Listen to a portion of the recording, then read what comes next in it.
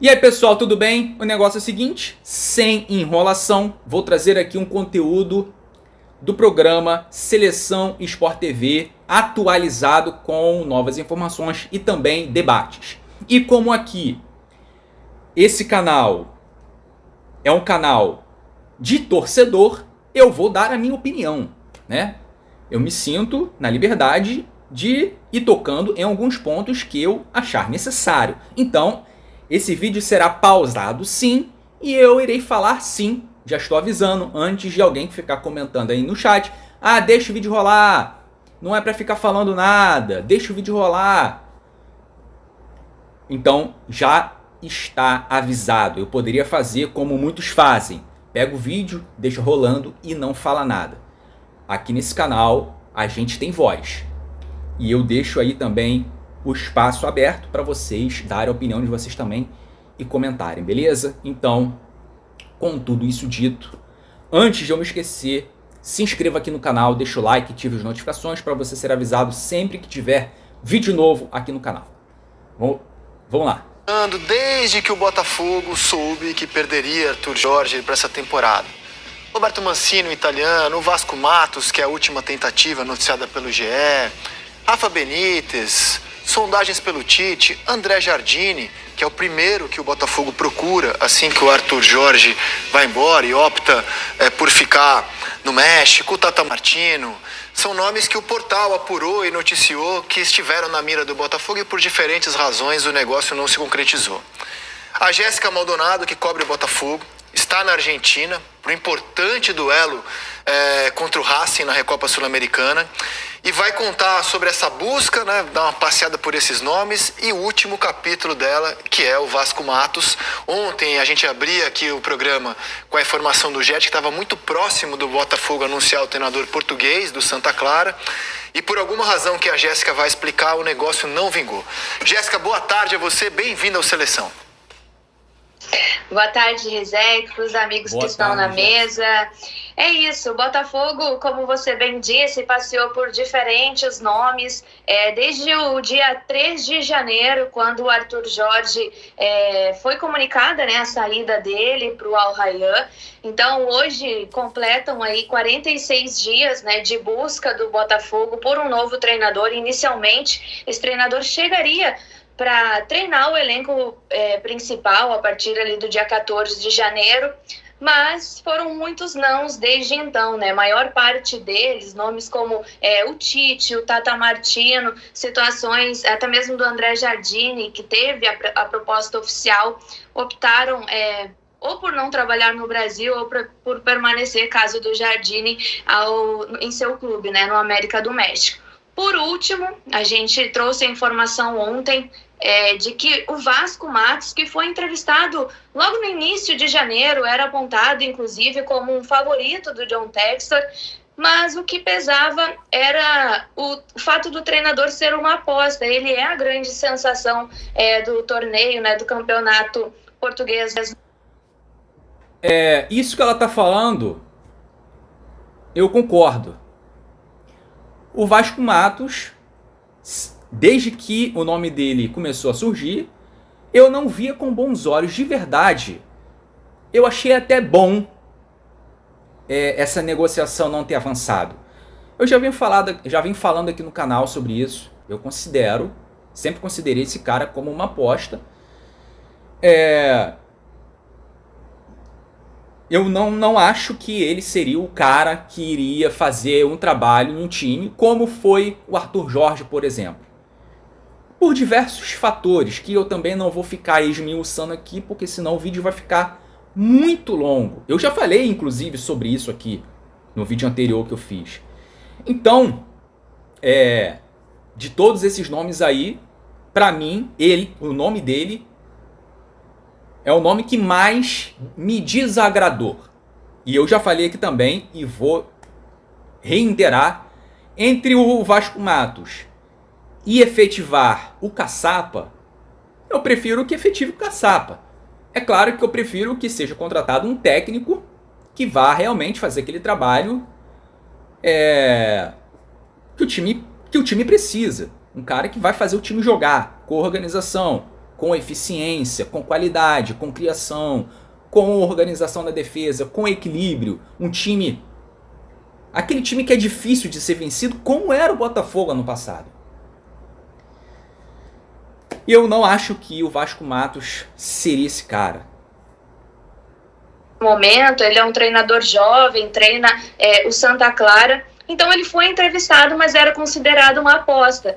Diante das negativas de outros nomes, né, que foram aparecendo, que o John Textor foi conversando, vale a gente destacar que é ele quem está centralizando essas negociações, o Botafogo viu que a situação estava difícil e optou então, né, por apostar no nome do Vasco Matos. Ontem a gente recebeu... Isso aí é outra coisa que eu já falei também, essa questão do Textor centralizar, né? Tudo a ele que comanda, né, muita coisa sozinho, ele não tem um cara que seja o braço direito, então tudo está centralizado nele. E por isso, às vezes, a gente tem essa sensação que as coisas estão indo muito devagar, estão indo com muita lentidão, mais do que deveria. Então alguns processos são mais demorados, se tornam mais arrastados por conta disso. Porque o Textor não tem um cara de confiança, um gestor de futebol que possa tomar as decisões com o aval dele. Porque o que a gente vê é o que o próprio Textor faz isso. E quando ele fica dividido entre muitas coisas, muitas tarefas, dividindo a atenção dele com outras questões, as coisas demoram ainda mais para acontecer. Informação, inclusive publicamos aqui em GE.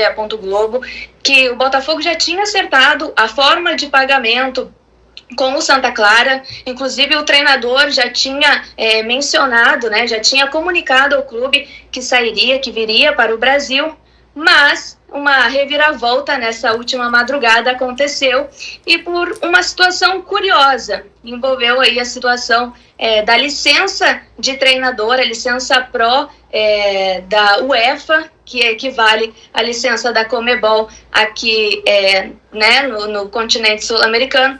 Foi uma questão que pesou e foi a gota d'água para o Botafogo, que apesar de já ter acertado com o treinador ter acertado os termos também, foi algo que pesou.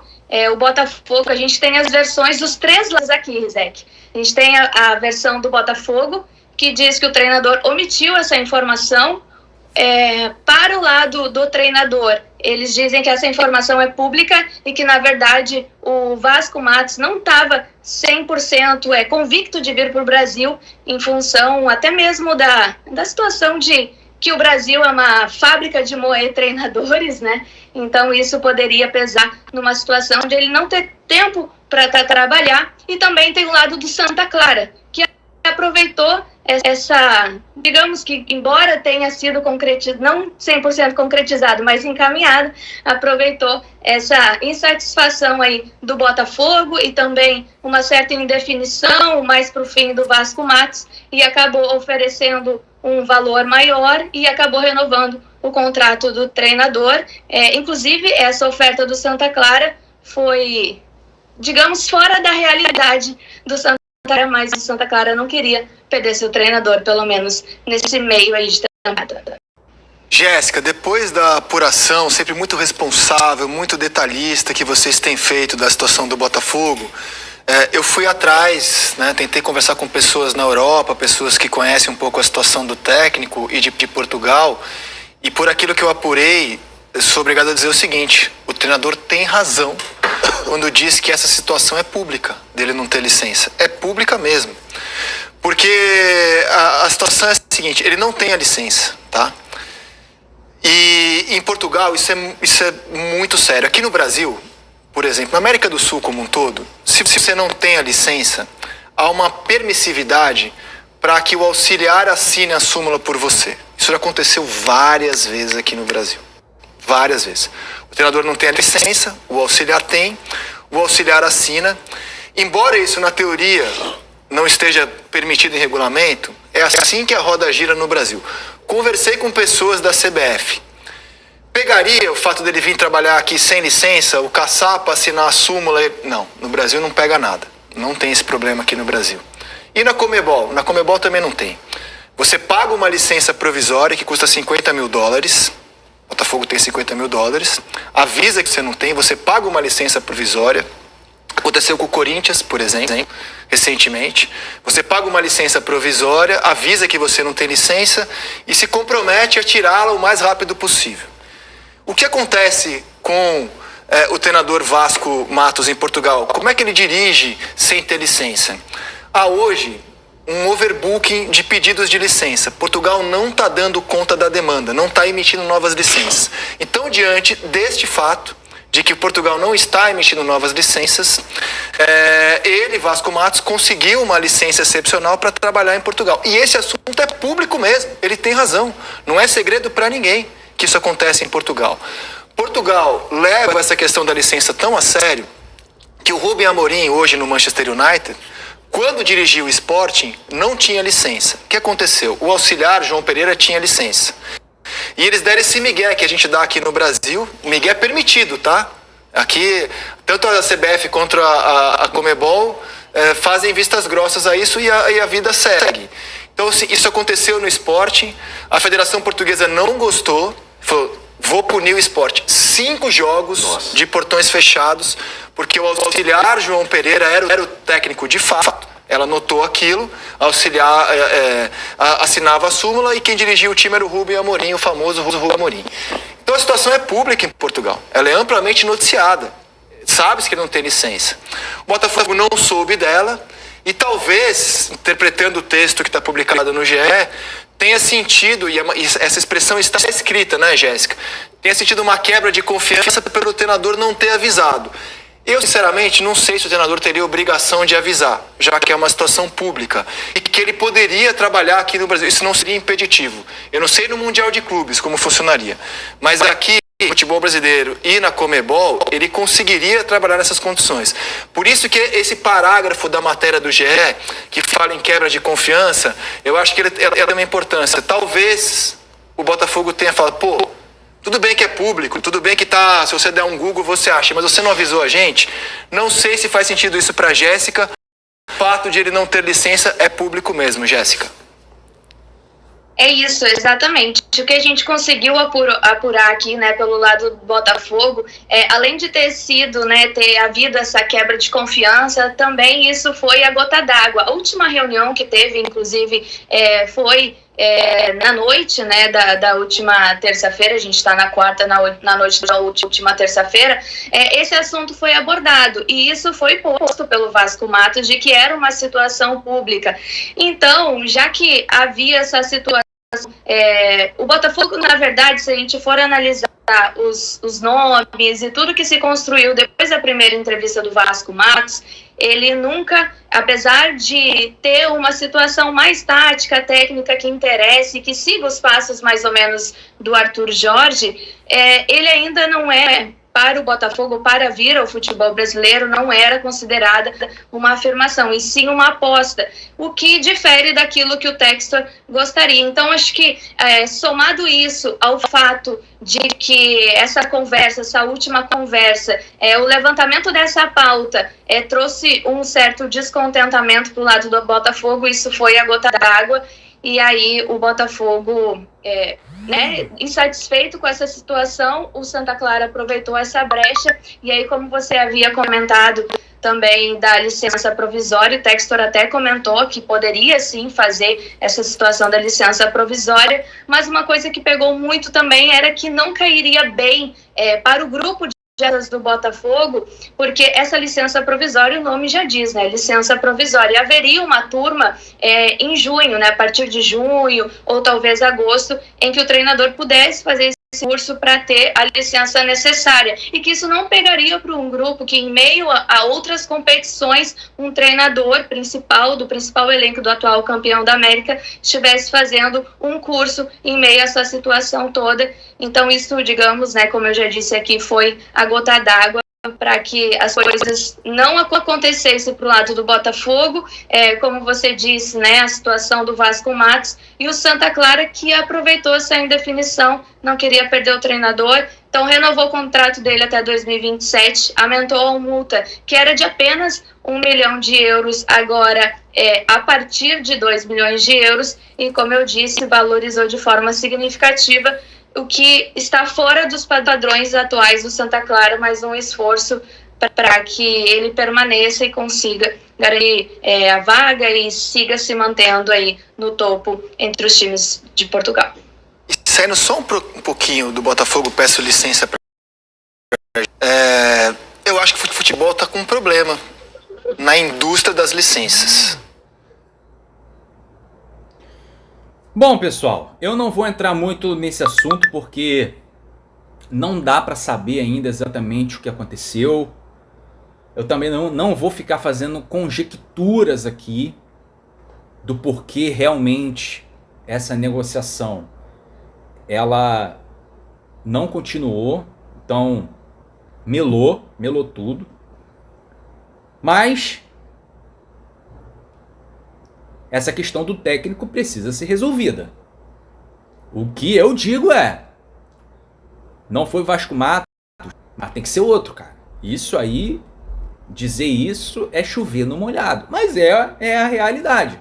O Botafogo não pode ficar sem técnico. É claro que não pode ficar sem técnico bom, né? É aquilo que eu já falei aqui. O técnico que vai fazer o time jogar bola, extrair o máximo do time. Mas, e como eu falei, está tudo centralizado no Textor, isso está demorando mais do que deveria. Mas, cara, tem que acontecer, não adianta, tem que acontecer. Botafogo é o atual campeão brasileiro e Libertadores não pode ficar sem um técnico. Então não me interessa o que aconteceu exatamente o Vasco Matos, o porquê não aconteceu. Eu acho até que foi bom, mas as coisas têm que caminhar, cara. Falta 1 mês e 10 dias para começar o Campeonato Brasileiro.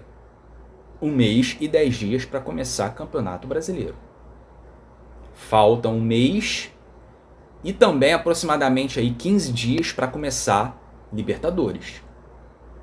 Então as coisas têm que começar de uma forma mais rápida, mais efetiva.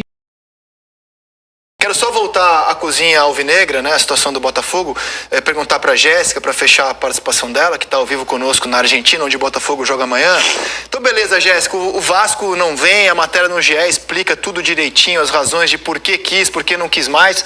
Qual o próximo passo de um time que está sem treinador já, que a gente pode dizer, desde dezembro do ano passado? Os nomes até agora, né, que a gente publicou aqui no GE já estão todos descartados, né? Tem uma situação ainda com o Mancini que os valores pedidos também são muito altos, então a gente não sabe até o momento se John Textor ainda cogita ou não essa situação do Mancini, mas provavelmente o Textor, que tinha encerrado o seu ciclo de processo seletivo, de entrevistas, vai ter que reabri-lo novamente, porque o Botafogo, me parece, né, que na semana passada, ao anunciar o Cláudio Caçapa como treinador interino e com um contrato de 3 anos, também ganha um pouco mais de tranquilidade do que tinha com o Carlos Eiry, apesar desse prazo ser ainda, esse tempo de espera ser grande, porque são 46 dias já.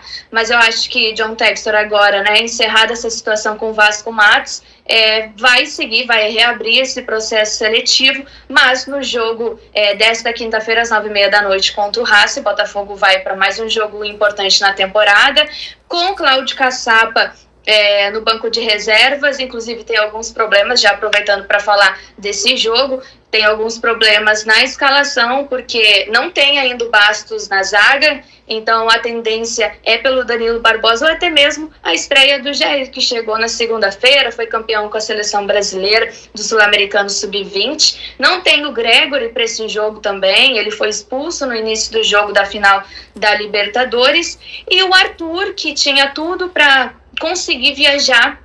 A gente está apurando essa situação dele também.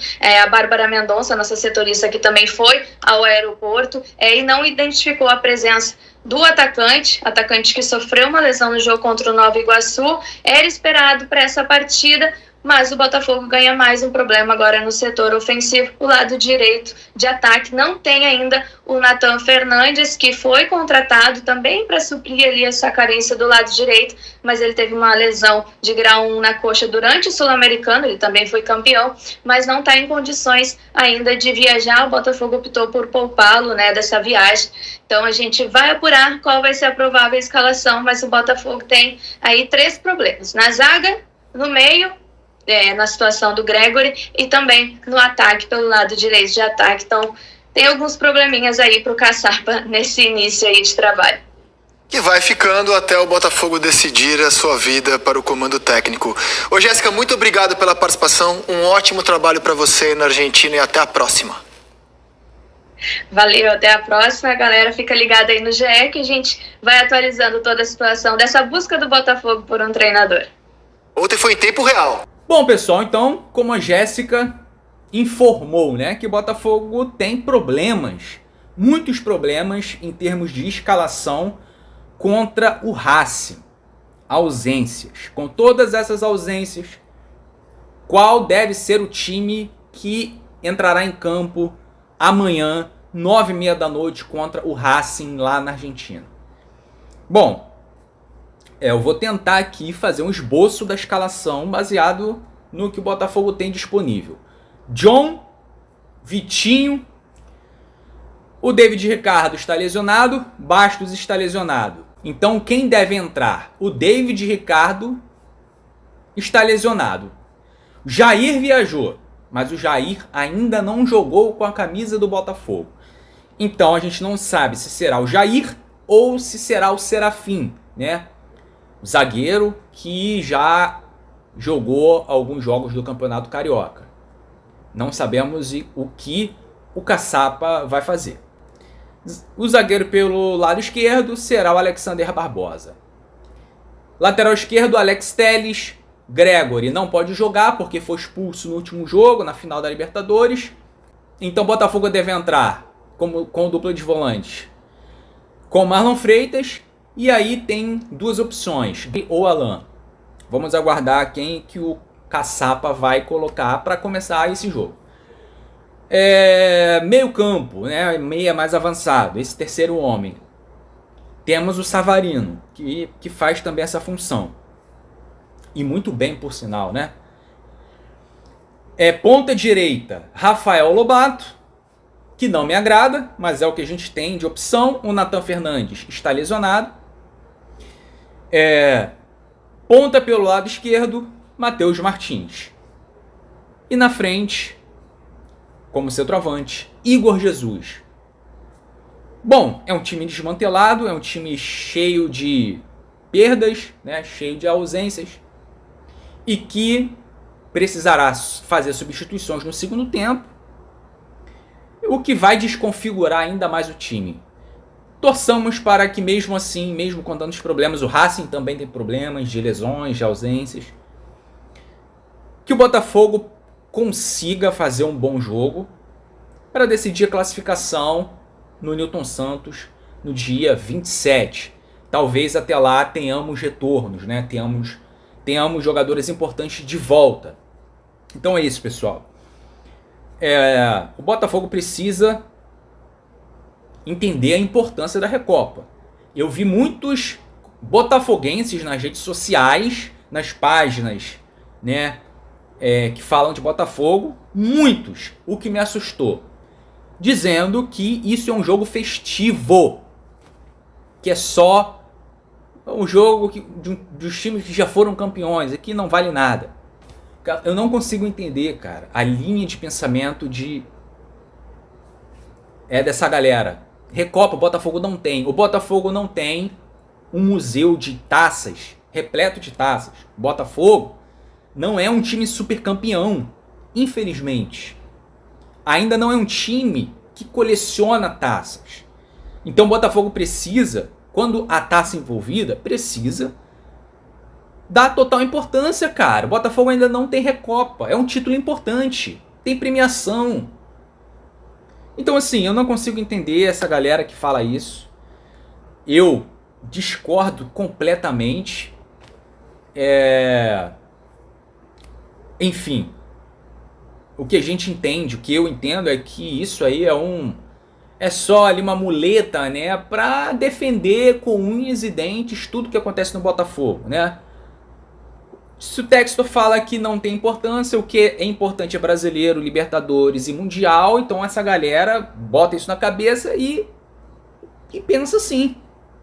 Enfim, eu apoio o Textor, apoio o SAF, agradeço muito o Textor pelos títulos, mas 2024 passou. É claro, ainda estamos comemorando os títulos, mas a gente precisa ver também 2025 Botafogo competindo desde o início da temporada. E é isso que a gente espera que aconteça. Então é isso, pessoal. Eu vou ficando por aqui. Um abraço.